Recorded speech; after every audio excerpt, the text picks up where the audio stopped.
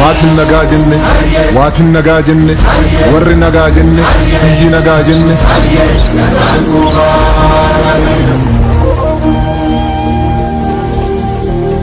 Gadaa sananin tumme, gadaa sananin muree, odaa sanan jalatti jalalaan waliin bulee. Kan daraaf hin dhaabbanne amaanaaf cubbuu nyaate kan hundumaa danda'u. Jalqabarratti uummata Oromoo iddoo garaagaraa jiru hundaan kan biyya keessaatis kan biyya alaatis baga ayyaana irreechaa jalbultii ayyaana irreechaa bara 2017 nagaan geenne nagaan geessan birraan nagaa boo'aa baga geessan jedha.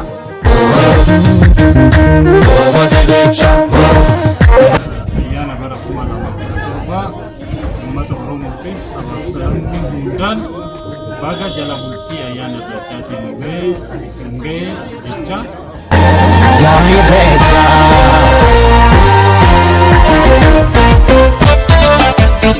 Kai markabuna Rabbi karanna Bintullu yaana Rabbi karanna Kana duraan Oromo Urkai irreessa qabanna Urkai irreessa qabanna Ben markabuna Rabbi karanna Kai tullu yaana Rabbi karanna Kana duraan Oromo Urkai irreessa qabanna Urkai irreessa qabanna Kai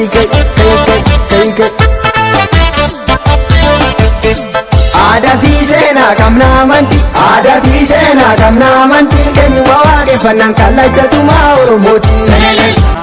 Ayyaana irreechaa keenya karaa duudhaa aadaa uummata Oromoo eegee kabajamuuf ga'ee keenya hundaa taphataatii jirra. Uummanni aadaa isaa eegee hawwan siinqee abbootiin gadaa karaa aadaa fi duudhaa safuu isaa eegee ayyaana isaanii kabajanii karaa gurmaa'inaatiin akka socho'aniif hojii guddaa hojjetaa jirra. Jala bultii ayyaana irreessaatiin baga geennee baga isin ga'e jedhu gammachuu guddaa dhagahama.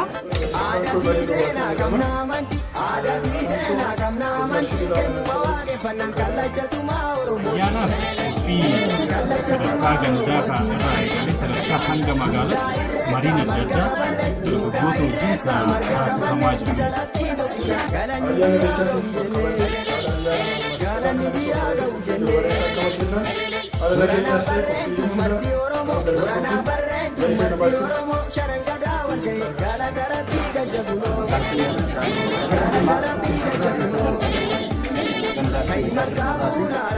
Dursa baga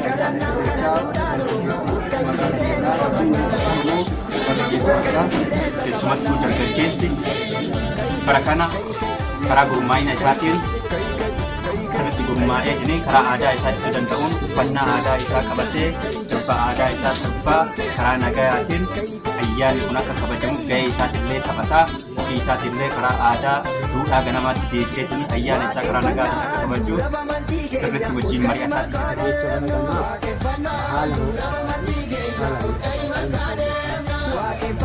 Wantoota walii kennaa jirra karaa gurmaa'ina cimaatiin socho'aatii jirra qophiin jiru qophii gaagaadha. Ayyaanni irreechaa ayyaana qofaallee osoo hin taane aadaa qofaallee osoo hin taane madda turizimii guddaa madda turizimii biyyaa hangaliin turizimii hedduun irraa argamu. Irreecha jechuun irree Oromooti. Irreechi yeroo irreeffamu karaa nagaa ta'e. ayyaanni masqalaa gaafa guyyaa kudha jaajattuu himaata immoo dargaggoonni Anduudha bamantii keenya ol ka'i markaa deemno.